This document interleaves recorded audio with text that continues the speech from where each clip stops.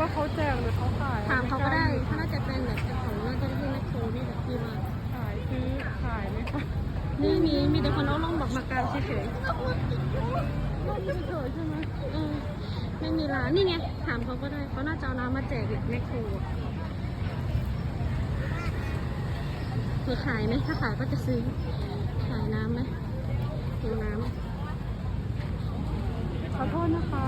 อันนี้น้ำขายไหมคะหรือว่าหยิบได้เลยค่ะ เขาแจก หยิบได้เลยค่ะหยิบได้เลย ขอบคุณค่ะ